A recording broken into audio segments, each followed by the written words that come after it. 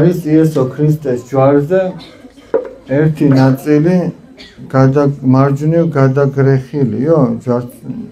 ანუ შეიძლება რა იგულისხმება ეხლა დააკვირდით ბავშვებო აი ეს არის ჯვარი და აი ასეც გამოისახება ხოლმე ნახეთ ასე და ასე ხო გამოისახება ხოლმე ალბათ ამას გულისხმობთ ეხლა ნახეთ რა ხდება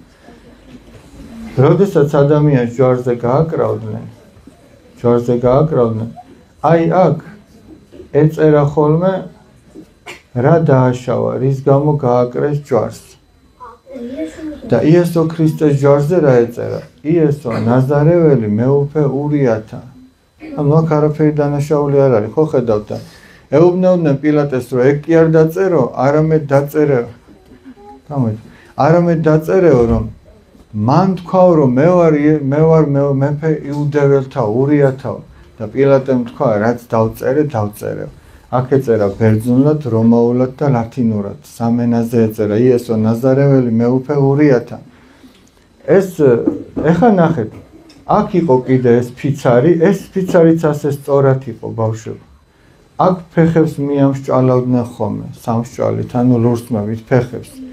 და მაგრამ ეხლა ნახეთ იესო ქრისტეს ჯვარზე როგორც აღნიშნეთ ეს წერად არის ეს ხო ესე ეხლა რატომ აქ სიმბოლურად რა გამოისახება იესო ქრისტეს მარჯვნივ და მარცხნივ ხო ავაზაკები აცვეს ჯვარს ხო და მარჯვნივ ჯვარცმული ავაზაკი რომ გადარჩა და სასუფეველში რო ეს ზემოთაწეული მაგიტოა აი მარცხნივ ჯვარცმული ავაზაკი ვერ გადარჩა რატო იცით ეს ეუბნებოდა შენ თუ ღმერთი ხარ იხსენი შენი თავი და ჩვენც გვიხსენი და მარჯვნივ ჯვარცმული ასე არაყვედრი და არამედ ამბობდა რომ ჩვენ რაც დავაშავეთ იმის შესაბამისად ვისჯებით ამას კი არაფერი დაუშავებიაო თავის მეგობარს ეუბნება მე უფალს მიუბრუნდა და ეუბნება უფალო მომიხსენე ოდეს მოხვიდეს უფევითა შენით შენ სასუფეველში მომიხსენეო და უფალმა უთხრა დღეს ჩემთან იქნები 60-ში ესე იგი ამითი რა ჩანს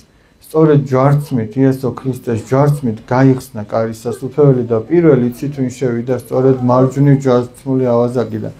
იმიტომაც ეს ღვთის მარჯვენა ნაწილი ზემოთ არის ხოლმე აწეული მარცხენა ქვემოთ მაგას გამოხატავს